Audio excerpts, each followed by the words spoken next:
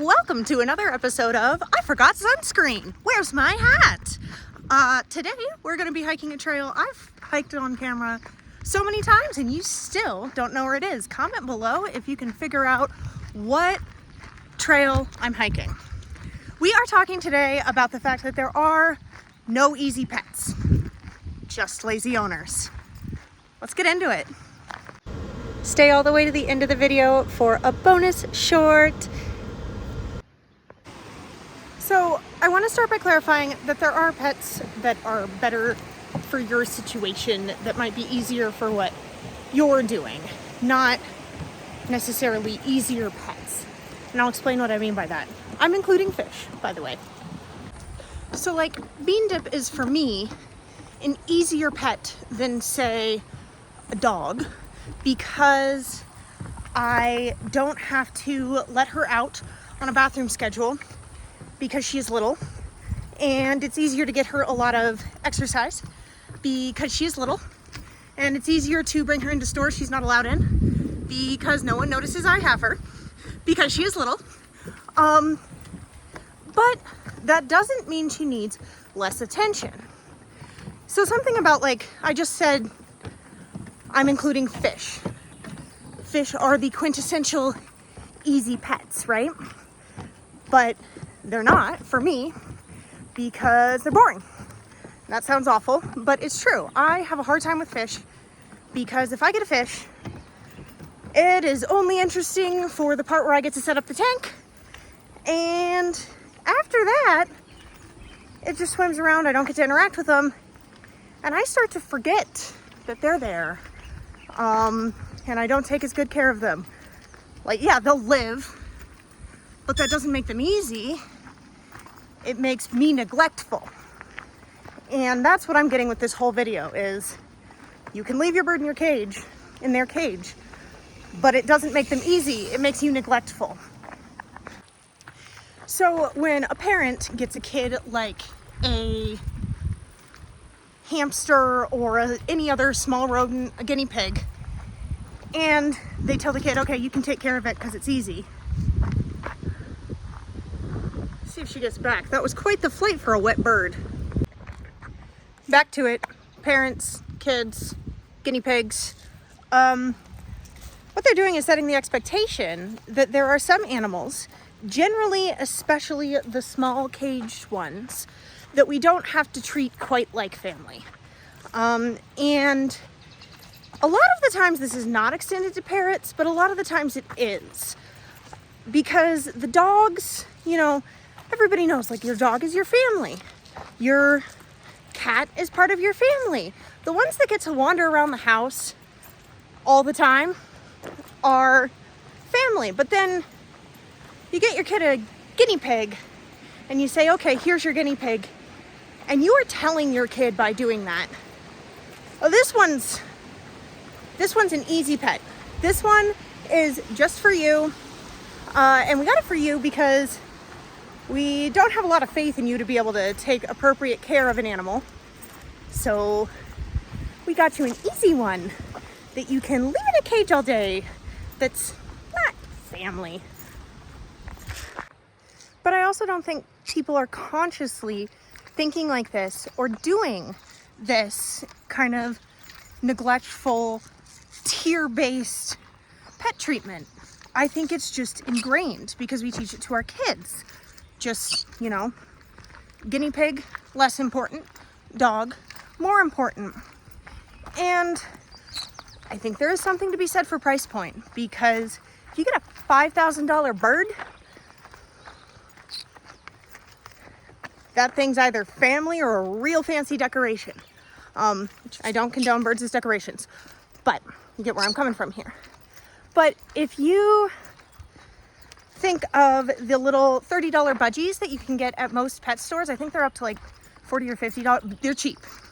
They're cheap, and you can put them in a little cage, and no one will tell you how to, not no one, there's people online, but no one at the pet store will tell you how to tame them, and they just sit in a cage all the time.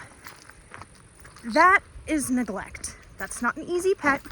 It's alive. And this is the thing, like, giving an animal everything it needs to survive even sometimes everything it needs to thrive, but not treating them like family is still neglect. So if you have your guinea pig in a giant room, in like this giant enclosure, he's got a buddy, has a generally officially great life, but you kind of don't care if he lives or dies, why do you have one? Or you don't have yours named? I know, some countries they're meat. That's different. That's not what I'm talking about. Oh, she flew again. Wanna be B-roll.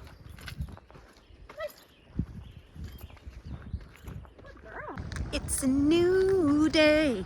It's a new spot. It's a new shirt and I don't know the tune now. Spirit, anybody seen the horse movie? Anyways, so the next thing I wanted to talk about is that when we talk about easy pets, a lot of the times we attribute less intelligence to them, and that leads us to work with them less and try to figure out what they'll do, like training wise, less, and that's really uncool, and it leads to a less interesting, exciting life for the animal. And so this in turn leads us to spend less energy trying to bond with our easy pets. And the problem with that is, for a lot of these animals, even if they're not yours for your whole life, a large portion of their enrichment is going to be interacting with you. And that's, that should be enjoyable, and that takes a lot of bonding time. But if you're thinking that, the animal either doesn't see you as a friend or you don't see them as family or a friend, then you're not going to be as willing to bond with them, and that decreases their general quality of life. Because of both the lack of effort in training, it's kind of windy today, because of both the lack of effort in training and the lack of effort in bonding and relationships with quote-unquote easy pets, a lot of the times we as individuals or as a society don't have a good idea of what kinds of relationships and trained behaviors are possible with these pets, because we've never seen it done. And so you're kind of shortchanging yourself and your animal when you're doing stuff like that. And the last thing I wanted to talk about is spending money on the easy pets, because I feel like a lot of the times we think of them as easy because we also think of them as cheap. So if you have a guinea pig or another small rodent or a bird, they still need a vet. You still have to take them to the vet. They still need a healthy diet, which might cost extra money, fresh fruit and veg, stuff like that. And when you have a dog or a cat that you think of as family, of course you're gonna have a vet for your dog or your cat or your family. But you need a vet for your easy pets too. You want these socks? You want these socks. You can get them on my Redbubble, which is linked in the description, along with video ideas to watch next. For a healthy start to the day, my bird drinks my gas station coffee. Be sure your birds have the opportunity to get all of the coffee that they just had off of them. This is a very important step in their morning routine, as the coffee chemicals can slowly erode their feathers and turn them into actual living dinosaurs, which could negatively impact your relationship with your bird.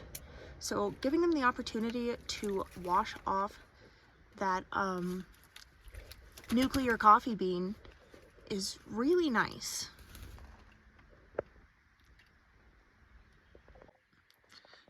What you will be left with after the bird finishes their coffee bath is this little gremlin of a thing, and it will run around and get everything you own wet. This is what the cute little doof looks like from the other side of the car. We're about to go on a hike. training. Getting all those feathers all purdied up. You feel purdy, Bean Dip? She says, yeah. Sure does.